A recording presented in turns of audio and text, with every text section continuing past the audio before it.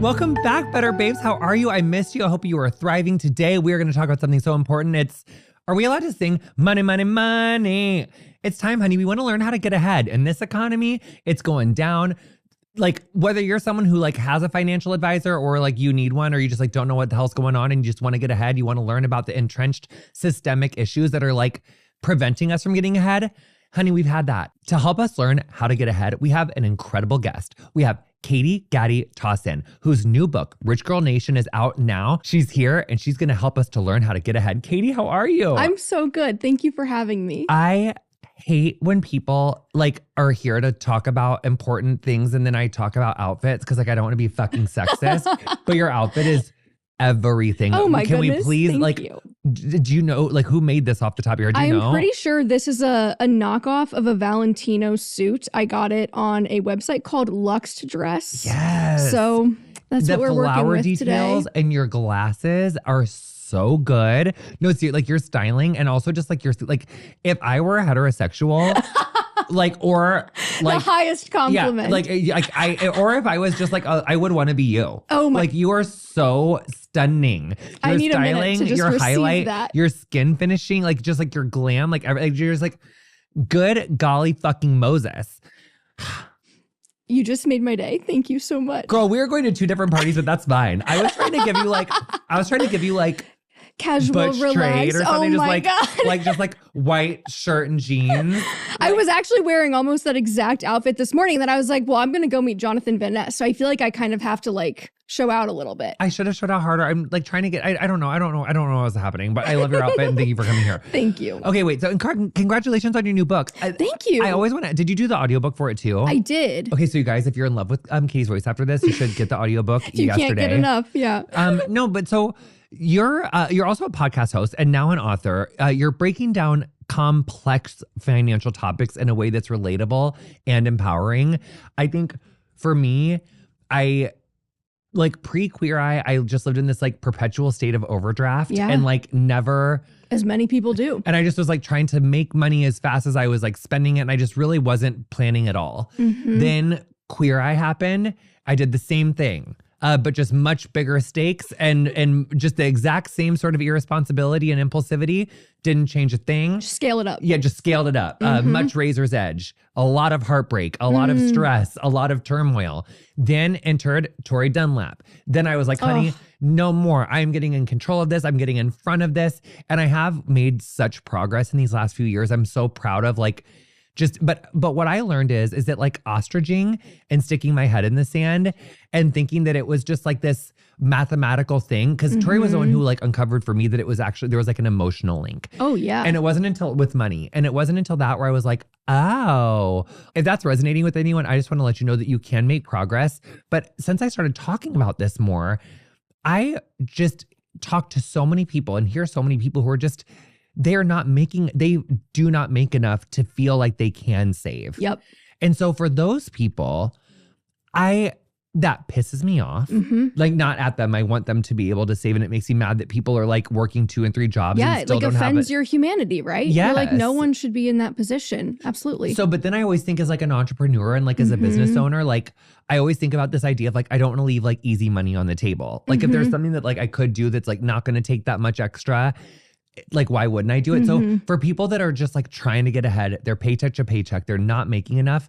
What are some things that they could do to like not leave money on the table? Yeah, well, you're absolutely right. So I do think that you're highlighting 2 very distinct financial experiences. And one is, okay, I actually am being paid exploitatively low wages. If I have to work 2 or 3 jobs just to make ends meet, there's no amount of cutting back or restriction that is going to make that situation better, right?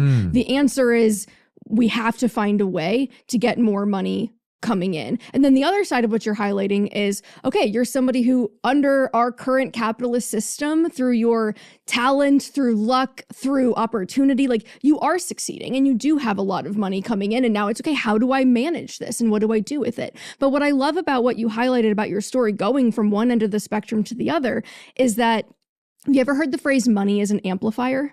No, but that makes sense. So the idea is that money tends to amplify traits and qualities that you may have already had. So if you have an avoidant relationship with money and then you get more of it, I think we have this idea that, oh, well, if I just had more, then I wouldn't be avoidant anymore. If I just had more, then I could invest, right? And in some cases, that is true. The 2 to 3 job situation, low wage workers, like 25% of the American population is making somewhere around $12 an hour. Ugh. That is not livable, right? But for some people, with a plan and with a little bit of knowledge and a little bit of help, they really could make a big difference in their own lives by getting started, earlier rather than later, hopefully. So that was what really drew me to the subject when I was in my early 20s. I wasn't earning that much, but I did feel like I was on that hamster wheel where like I would work my job, I would put in my 40 hours every week, and every time the new paycheck would hit, it would be like, thank God, because the old one, I'm kind of skidding past the finish line here.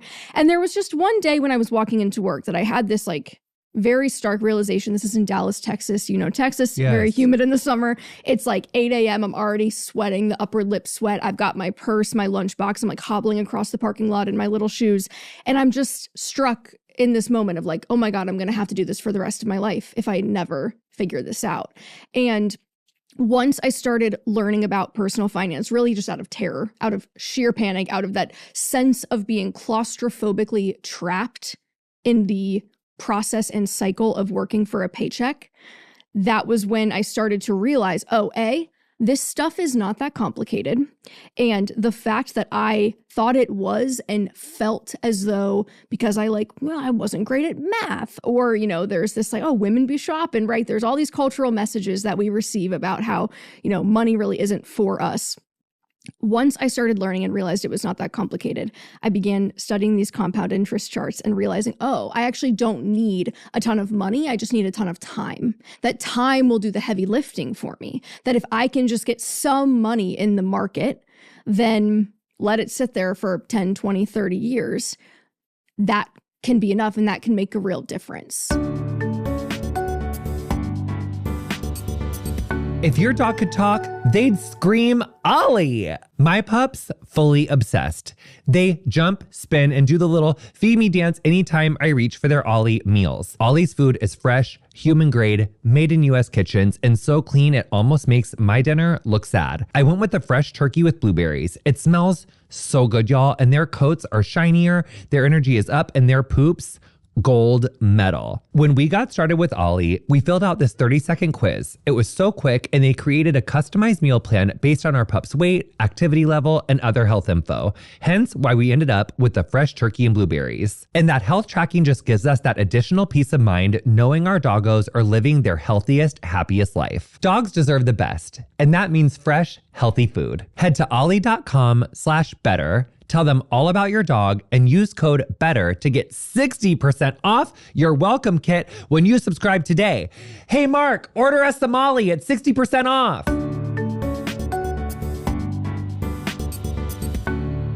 So I'm obsessed with that. I also want to figure out the how there, but I want to go back a little bit, which is Rich Girl Nation. Mm-hmm. What a good title. Oh, thank you. Catchy AF. So good. What does that mean to you? How did you arrive there? And like, what is Rich Girl Nation? Yeah, so the Rich Girl thing started a couple years ago, back when Megan Thee Stallion's song Hot Girl Summer was very popular. I was in a time in my life where I was really trying, like, desperately to extricate myself from the constant consumerism hamster wheel of beauty spending. Again, this was in Dallas, so it was like everyone's turned out to the nines at all times, and I just simply was not making enough money to keep up, but I was trying anyway. So when I was trying to get my life together and this song is very popular and everyone's talking about how we're having a hot girl summer, I'm like, no, we're having a rich girl summer. We are taking charge of our financial futures. That's what this is about. Like, we are actually not going to spend all of our money and like piss away all of our capital on these things that is just constantly going to be requiring more of us. We're actually going to invest for the future and like really take charge. So that's where the rich girl thing came from. It just kind of stuck. And then when we were trying to come up with the title for the book, we really wanted something that kind of called to mind the idea of a movement or the collective, or how, I think interconnectedness has become a really big part of the work that I do and like what informs my perspective now. And so we felt like Rich Girl Nation really like struck that note well and tied it all together. It really does. And I mean, I think though the gendered way that money is kind of entrenched in our society is so deep, and I think it goes over so many people's heads that they don't even realize it. Yeah. But I think about this one girlfriend of mine who did hair for such a long time, didn't ever get married. And because she was so fearful about the never getting married, when she got kind of around like the age that I am now, like 38, started spending all this money on facial filler, all this money. And she got to be like 38, 39.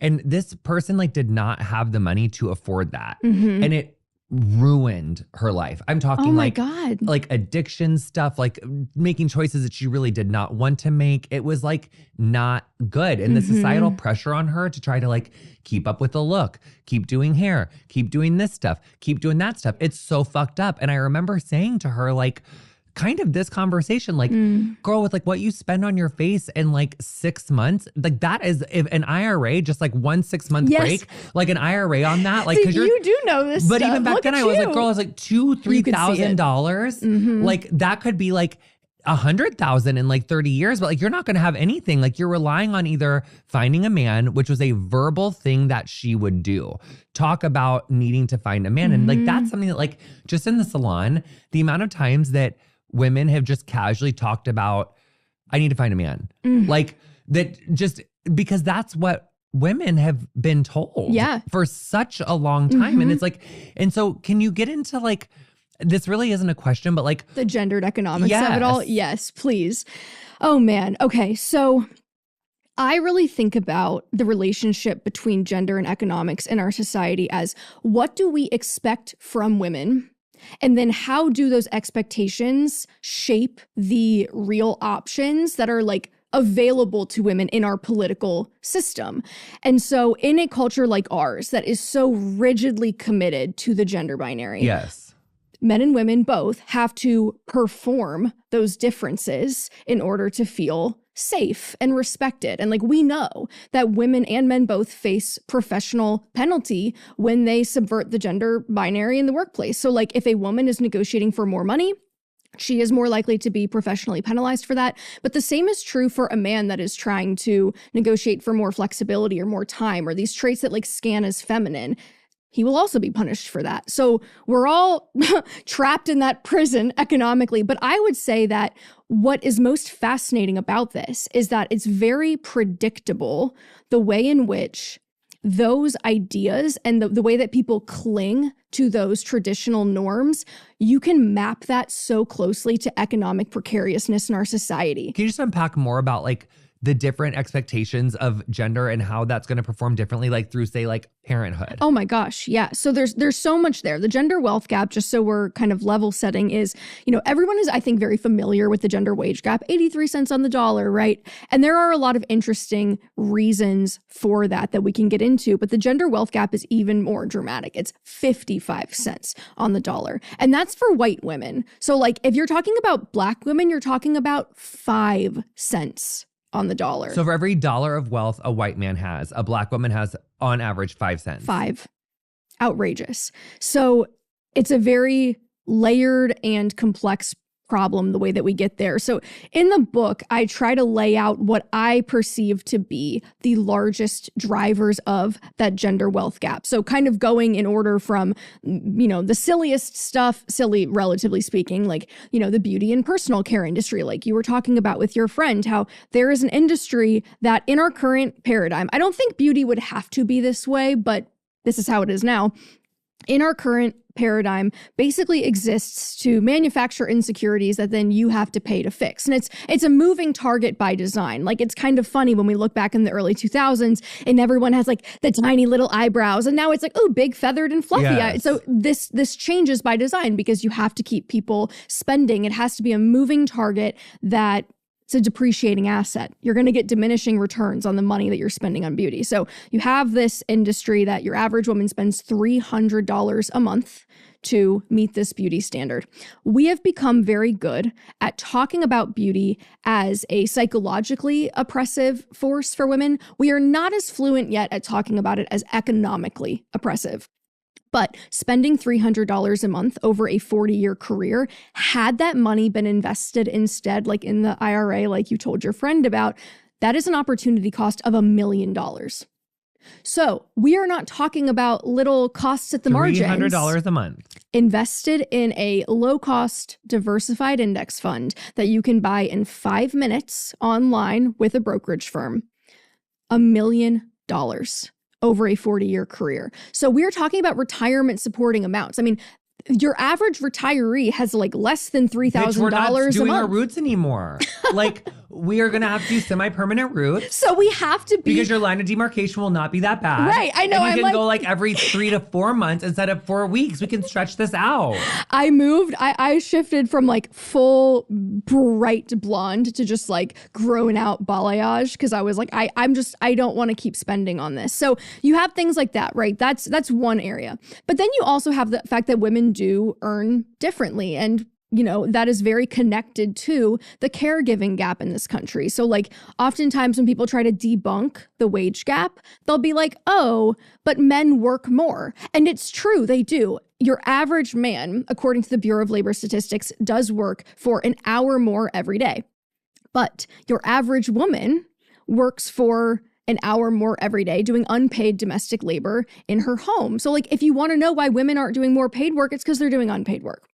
Bottom line. Yes. And if we don't think that that's going to impact women's financial outcomes and like the resources that they have access to over the courses of their lives, like we're kidding ourselves. So there's that. You have the fact that when women directly ask for more money, they're perceived as being more aggressive. So like when men and women negotiate in nearly identical ways, men are 33% more likely to get what they're asking for.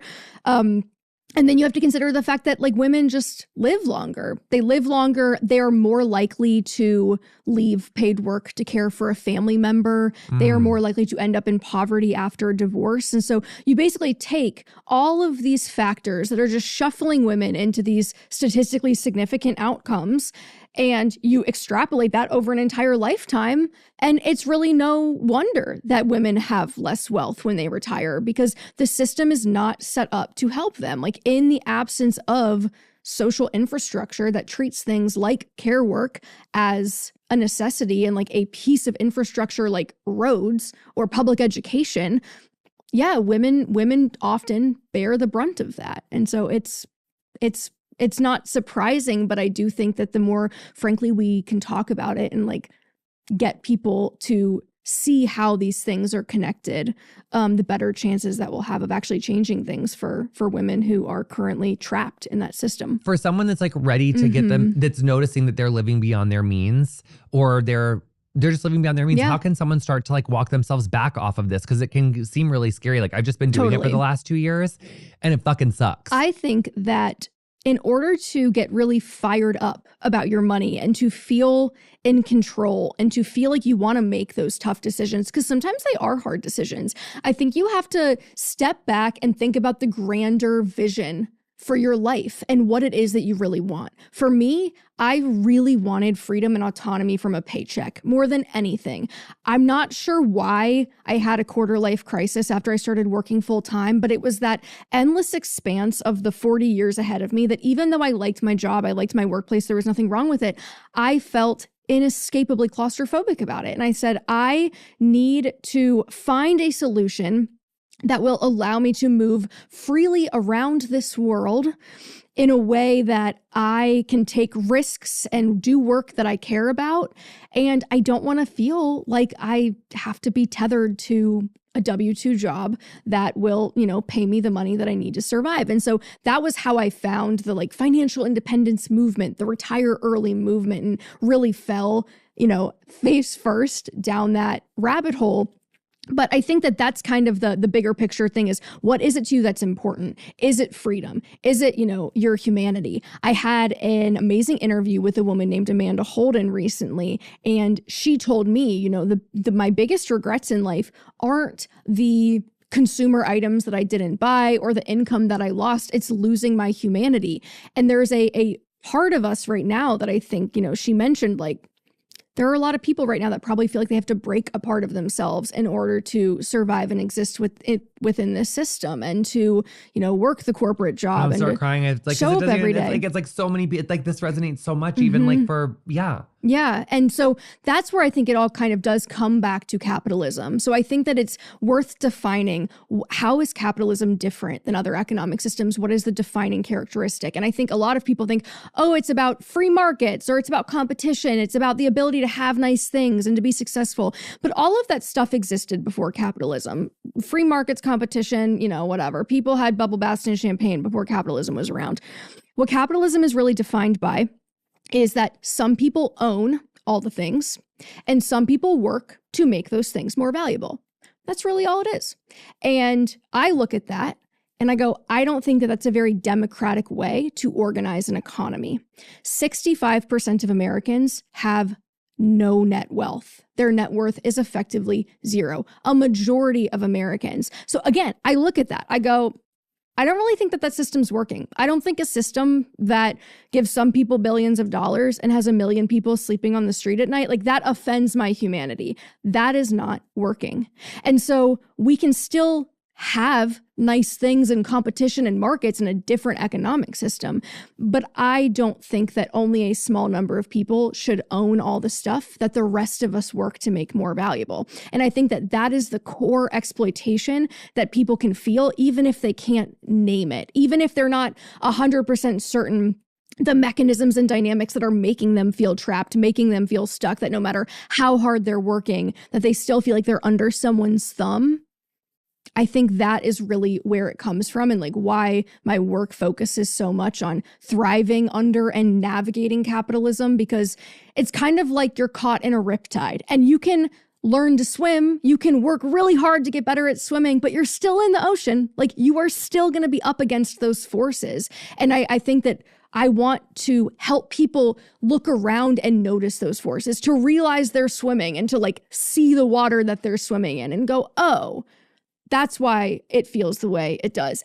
That's why I can feel like something is wrong, even if I couldn't put my finger on it before. In an easy way, can you break down like the like levels of like how you would like upward economically like move yourself? How do you thrive? Yeah, for sure. Priority number 1 is usually high interest debt. So like if you have credit card debt, or when I say high interest, I typically mean any debt that has an interest rate north of like 6 or 7%. And the reason that we do 6 or 7% as the cutoff is because we always want to be asking, what is the best job that I could give this dollar? Is it paying off the debt so I pay less in interest, or is it putting it to work in the market? And typically, after inflation, the average return that you can expect is around 7%. So like any debt that's charging you interest above 7%, like you're not really going to get very far ahead investing because you're going to be making less than they're charging you over here.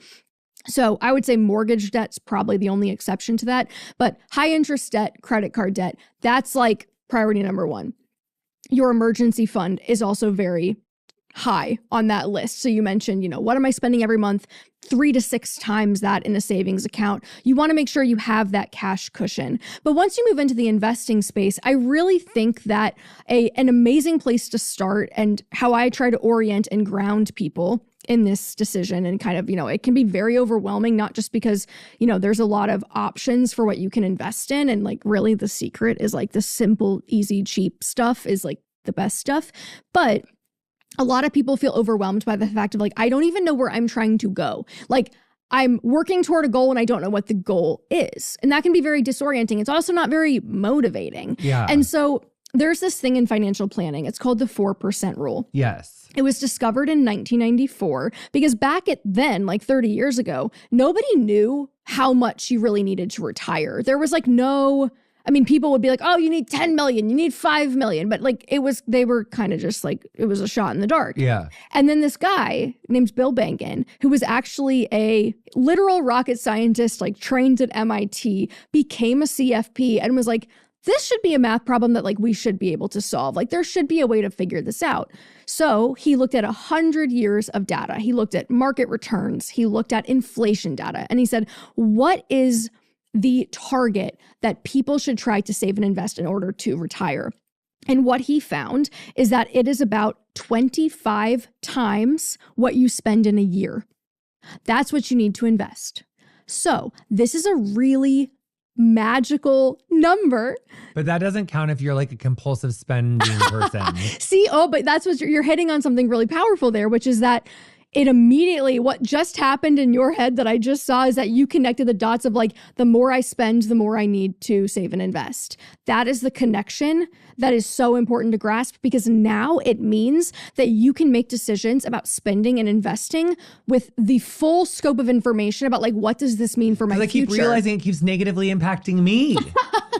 Like, because I have to keep pushing and I have to keep hustling. And then there's like, because there's certain things that I do that I'm like, really all of the things in my career, I love that I get to do them, but I don't have the power to be like, let me pause that for a year and come back to this. Yep. Because creatively, I really need to focus on this thing. Yes. But I don't have the power to do that because I've already like made my bet on several things and I need to do those things. But it's partly because my overhead got so fucking out of control because my life just changed so fast that then, and I didn't like adjust my behavior fast enough. Well, and like that's what you're highlighting though is so important, because you also never hit a point where you are encouraged to think about those things. No one like steps in and goes, hey, okay, like, you know what let's actually be very intentional about how we're expanding. I did, because the people who own JVN Hair went bankrupt when they owed me like $1.6 million. Oh my goodness. So how stressful. Right after I bought like a house that was like a little impulsive, but I was like, don't worry, girl, you're good for it. No, you're not. So that was like, so 2023 and 2024 was just like financial upheaval and so much like stress and learning and recalibrating. And so like if someone was like, okay, bitch, I got $20 a week. You're telling me I could open a 401k with $80. How would someone open a 401k with that? Like, well, it wouldn't be a 401k, be an IRA if they were like self-employed. Very good. Yeah, you know your stuff. Yeah. So IRA it stands for Individual Retirement Account. Anyone with earned income can open one. And there's an annual contribution limit of $7,000 this year. So that's like the max that you could put in it. But there's also just regular schmegular brokerage accounts that if you go to Vanguard.com, you can open it. There's no limit. You can put money in, take money out whenever you want. It's very easy. But there is no minimum for investing, even if you just have $5 that you want to throw in. This is something that I actually remember really appreciating when I started investing outside of my 401ks. I was really nervous. Like, it is kind of scary to put money in the market when you don't really understand how the market works or why the money is going up and down. Like, I remember I put in $1,000. That was like my savings. And I was like, okay, I'm just going to throw it all in. And then I would sit there and like watch the screen flash green and red as it would, bounce up by, $1 or $2. And once I did that with that first amount of money that I was like, okay, I'm willing to risk this and like, let's just see what happens. And I saw, like this isn't actually that scary. Okay, now I feel comfortable putting a little bit more in. So I think that if you want to just dip your toe in it first, just to be like this, it's actually not that scary. And like, I can see what's happening. Like, that's great. But if you feel really like, you know what, I want to shut my eyes and like not look at it, and I want someone else to do this for me. There is this amazing thing in the year of our Lord 2025 called a robo-advisor, which is basically, it's financial technology. So there's a company called Betterment. There's a company called Wealthfront.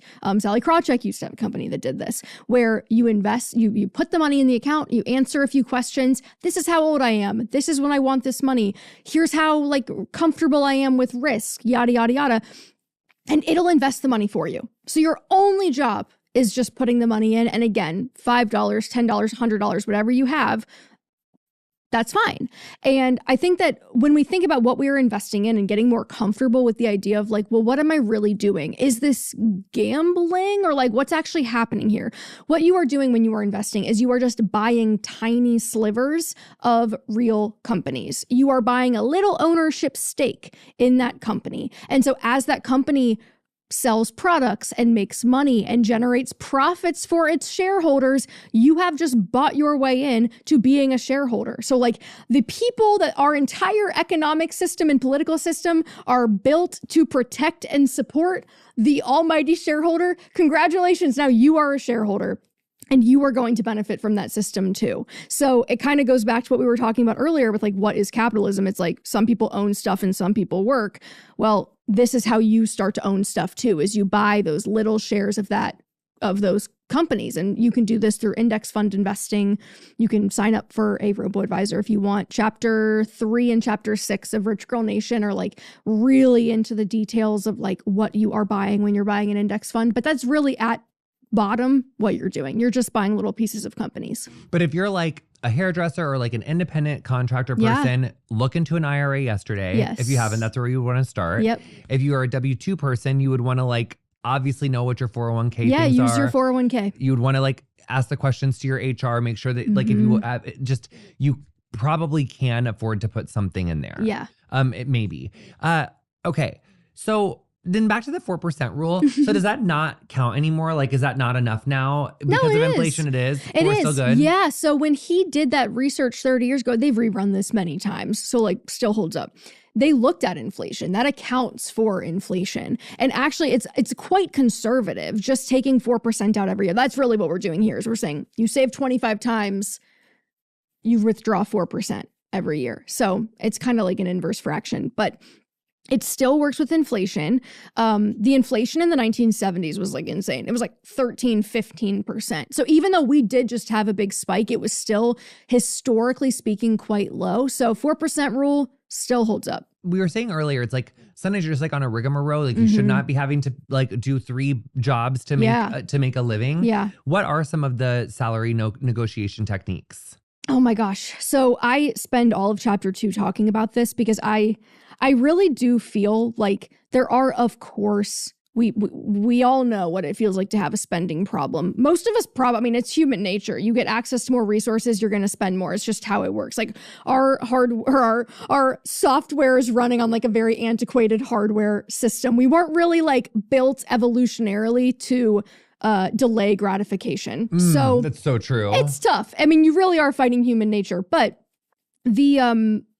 what were we talking about? What was the question? We're talking about negotiating techniques. Oh, yeah.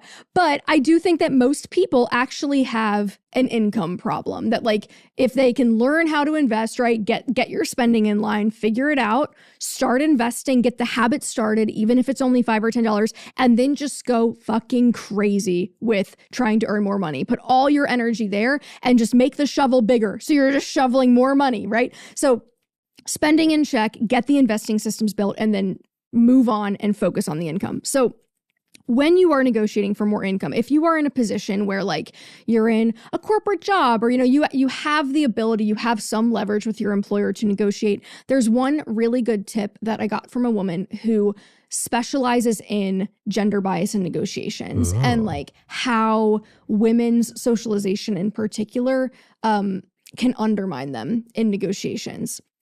So the tip is, because most times women are socialized to try to make other people feel more comfortable, what they will do is they'll make the ask for more money. I'll say, Jonathan, I would really, love to talk to you about a raise. I've done X, Y, and Z at work. I think I can hit this target next quarter. But in order to do that, I would like to talk about X, Y, Z. I'm asking you for money, right? But asking for more money is inherently a very uncomfortable conversation. It's an uncomfortable dynamic. And because women are socialized to put people at ease, what they will immediately do then is start backtracking and like offering all the reasons why, but I totally understand if it doesn't work right now. And like, I want to put you at ease. I want you to feel comfortable. So if I sense I've made you uncomfortable with my ask, I will try to do that. And the tip is just to stop talking, to make your ask, say, so what do you think? Boop. Silence. Let the uncomfortable silence linger. Let the person think about it, right? And I think about this every single time I go in to negotiate a deal with anyone, is I know that I'm working against everything that I've been told my whole life. Be a good girl, make people feel good, make people feel comfortable, right? And so I think that that's a really important thing to keep in mind if you feel uncomfortable in negotiations, which most of us do. My realtor always says to me, don't negotiate against yourself. Yep. I'm the queen of that. Okay, that's annoying, but that's good. Okay, so I think the fear is like, is this administration going to so fundamentally impact the way that the market is set up, like that we can't rely on this 4% thing and we can't rely on, because I think when I interviewed Sally Krawcheck, I think I remember, and I might be getting these numbers wrong, but I feel like she said something to the effect of like high 90s, like 95, 97, like a high percentage of people who had invested their money between like 1915 and like 1919, like whenever the stock market opened through like when I interviewed her, she was like 90 something percent of people either got their money out or made between like 5 and 13% or something, like compounded interest through the years. Like basically saying like through that data, it's like, it's a safe place to put your money most of the time. Like my stepdad, like I remember his timing like really sucked because like he, like the financial crisis of like 2008 and then he got sick like not long after that. So he only was able to go back to work for like a couple years. And so so there are times where like the timing didn't work. Yeah. Maybe you did have your eggs in one basket. Maybe you got sick. Maybe there was a financial crisis, like who knows? But she was trying to say that like most of the time it turns out pretty good. Yeah. You know, these numbers are reliable, et cetera. But we really see that this administration is like upending the way that financially, like tariffs, the way that we trade. I feel like they really are going to bat for big corporations. It's not seeming so. It's a great question. Yeah. No, I mean, it's a really good question. Very sophisticated, honestly. I think a lot of people are asking themselves this right now is the volatility that the Trump administration is courting and like the fundamental paradigm shift that it feels like we're going through and the way that they're pissing off all of our allies. Is this going to fundamentally change our financial system? And I have a few thoughts about that. I think at a high level, the most basic level, I would say that this is why international diversification is very important. That you want to own index funds that don't just track the US, but like when Novo Nordisk invents Ozempic in Denmark, I want to own that company too. Yeah. So there are companies all over the world, China, Russia, India, Europe, like all of these economies are dynamic and growing. And you want to invest everywhere. So it's very easy, by the way, to invest in international stocks as well. You can just buy an international index fund. So like I said, Robo-Advisor, that'll do it for you. You could literally Google Vanguard International Index Fund. It will give you a ticker that you can buy. So that's one thing. But the other thing that I often think about right now is, you know, we've alluded a lot in this conversation to the fact that our political system exists right now to protect the corporate interests and to, you know, protect those with wealth.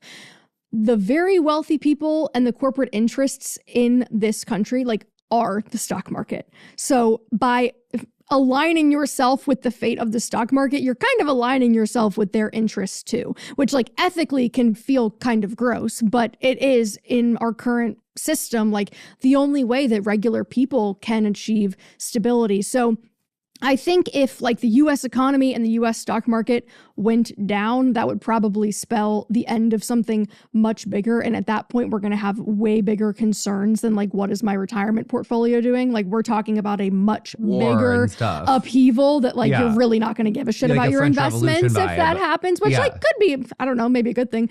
But yeah, so I really think about that as like, we have gone through periods of upheaval in this country before the 2008 Great Financial Crisis. That was a global financial catastrophe meltdown. I mean, if there were ever going to be an end of capitalism, that would have been it.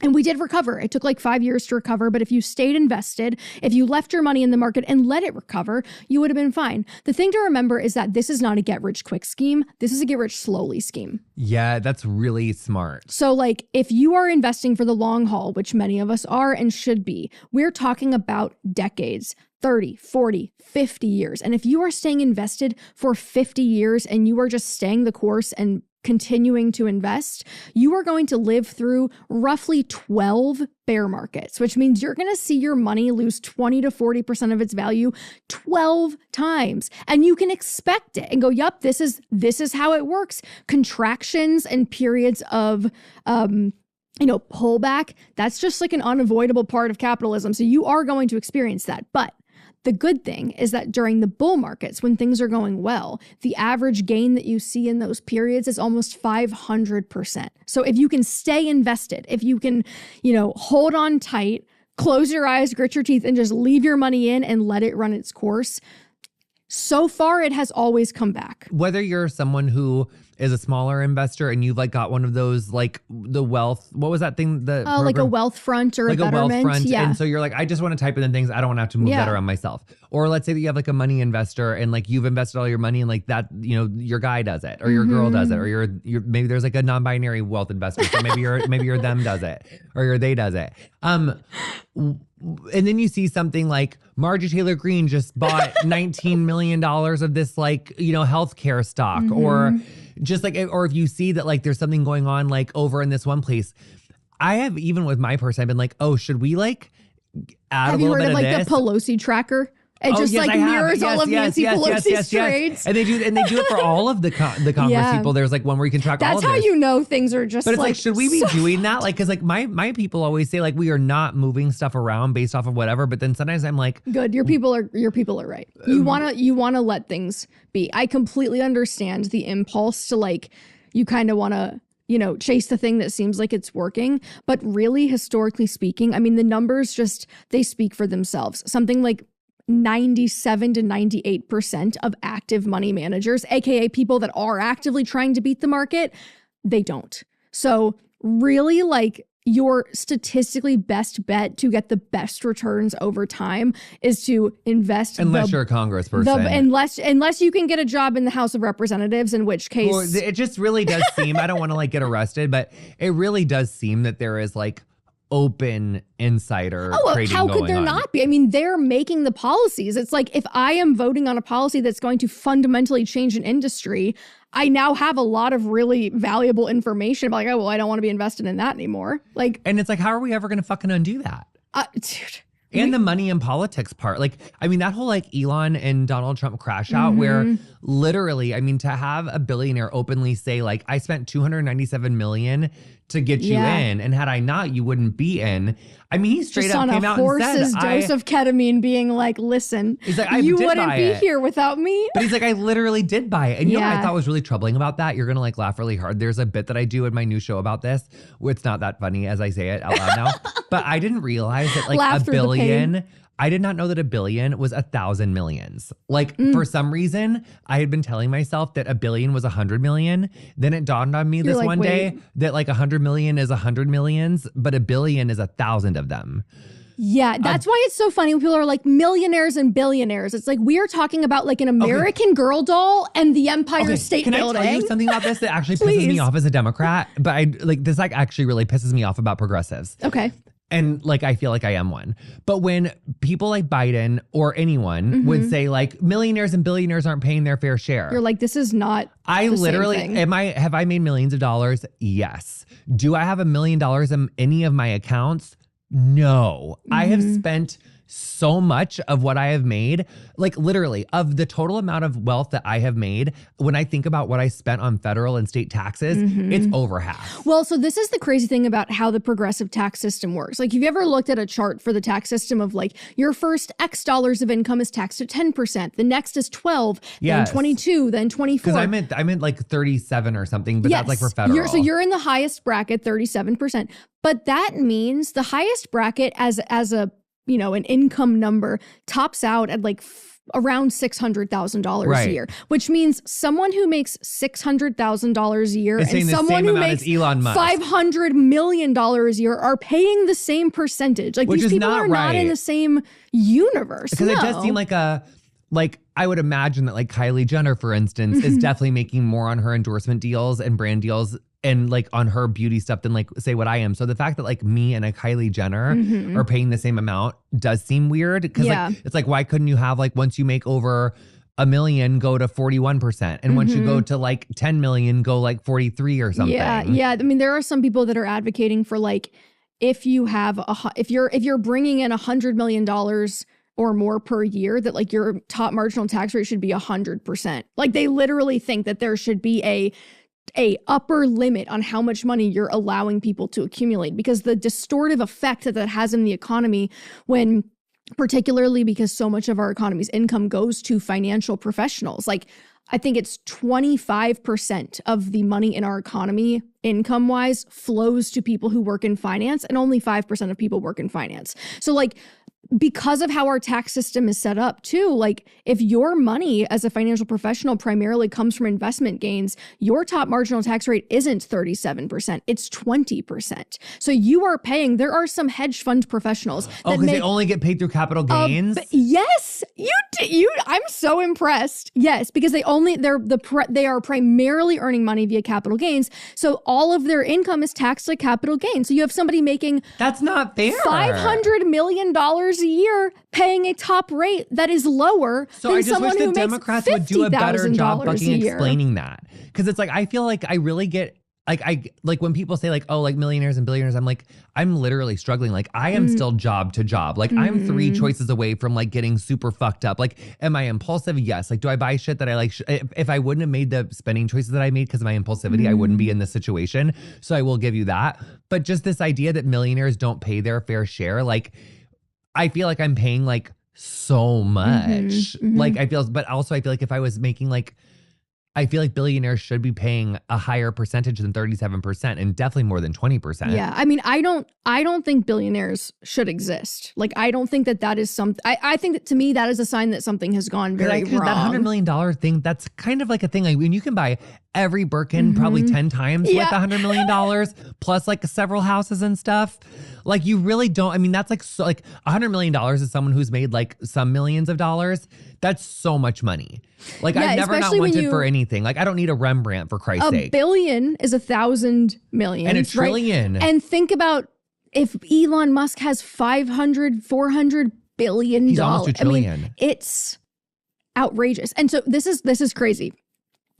In 1949, Albert Einstein wrote an essay called Why Socialism?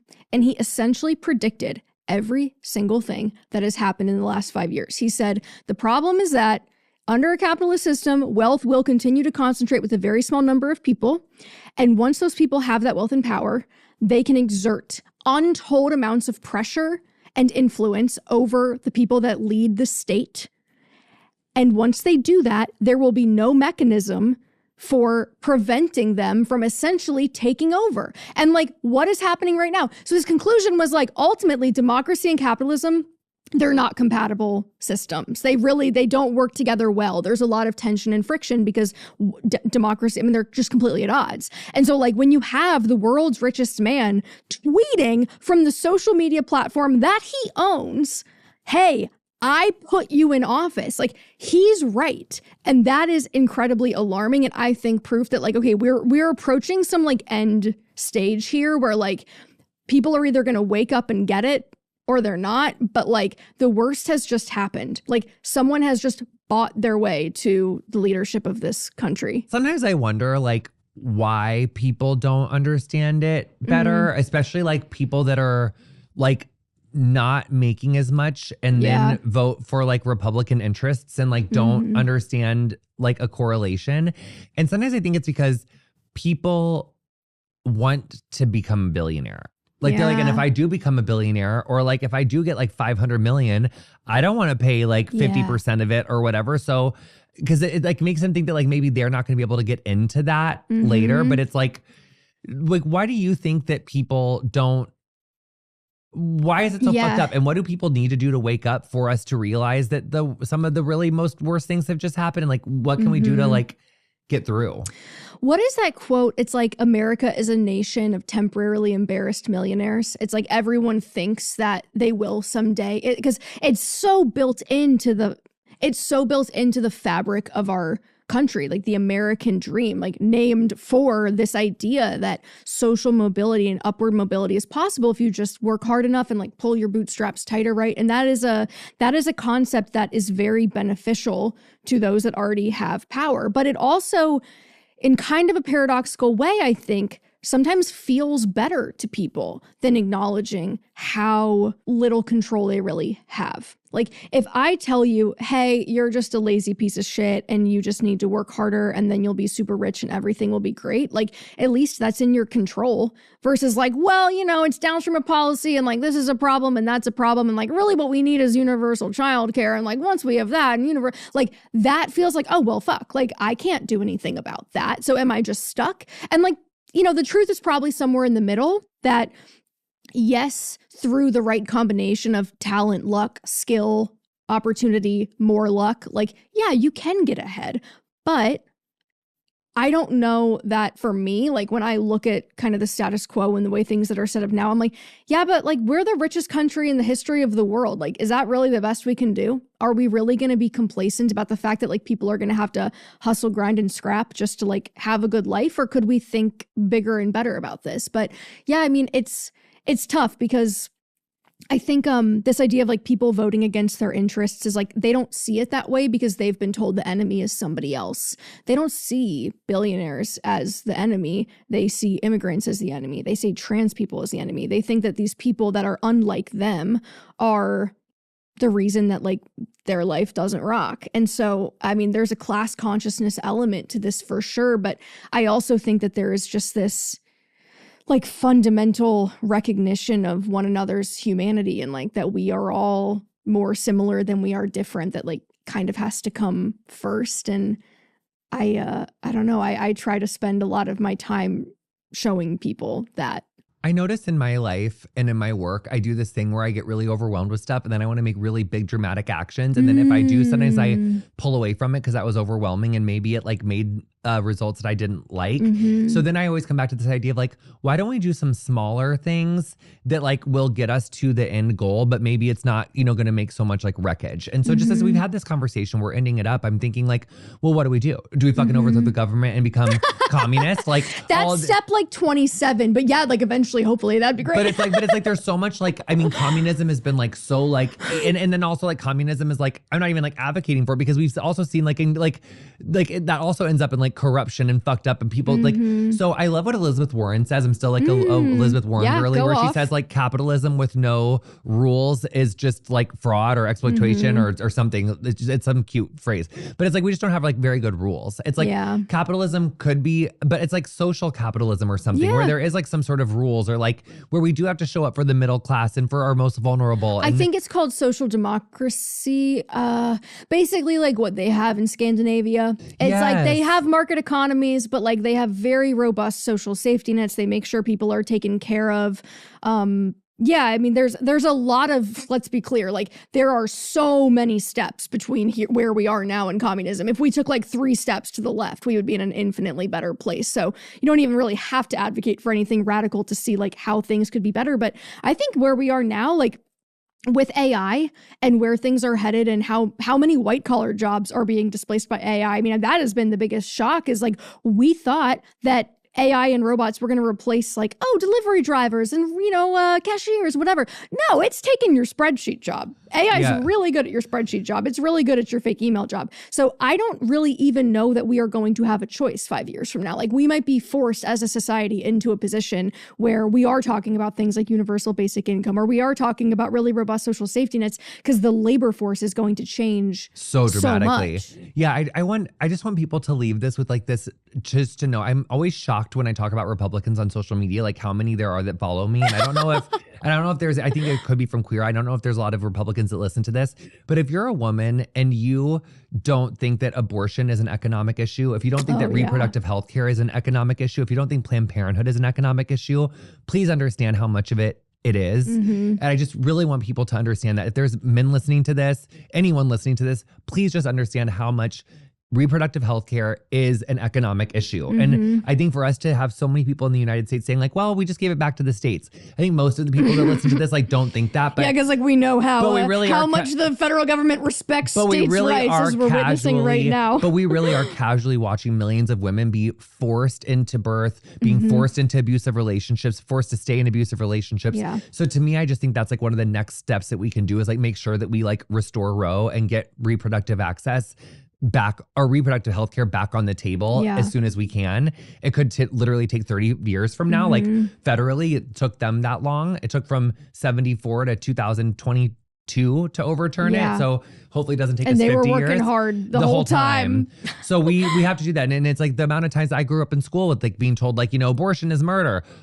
Same. Access to reproductive health care is life. Oh, that's good. So I think that's really like a good place to start. So I love you so much. Rich Girl Nation is available anywhere you get your books. You can read it, you can listen to it. Katie did the audio for it as well as wrote it. So you did so good. Thanks so much for coming on Getting Better. Thank you so much for having me. This was so fun. We love you.